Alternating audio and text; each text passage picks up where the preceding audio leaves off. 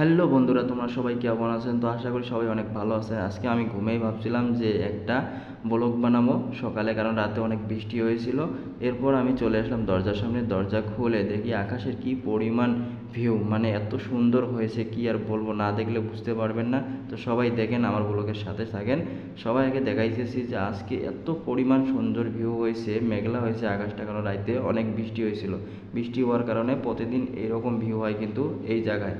তো আপনারা সবাই দেখতে পাচ্ছেন কত পরিমাণ সুন্দর ভিউ হয়েছে। তো এরপর আমি রুমে চলে আসলাম। আমি আমার কিউটসে ব্রাশটা নিয়ে নিলাম, আর এর মধ্যে আমি টুথপেস্টটাও নিয়ে নেব। তো ফাইনালি আমি টুথপেস্টটাও নিয়ে নিলাম, আর টুথপেস্টটা নেওয়ার পরে এখন আমি ব্রাশ করব, আমি ফ্রেশ হব। তো ফ্রেশ হওয়ার জন্য আমি বাথরুমে চলে আসলাম। বাথরুমে চলে আসার পর দরজা খুলে দেখি বাথরুমের আমার যে সাবারটা ছিল অনেক খারাপ হয়ে আছে, কারণ কালকে এসেছি, তো এখন এটা ঠিক করা লাগবো। তো এখন আমি পানি নিয়ে নিলাম, এর মধ্যে সব কিছু রেডি করে আমি এখন ব্রাশ করব। তো বন্ধুরা, আজকে টাটা, আমার ব্লগ এই পর্যন্তই।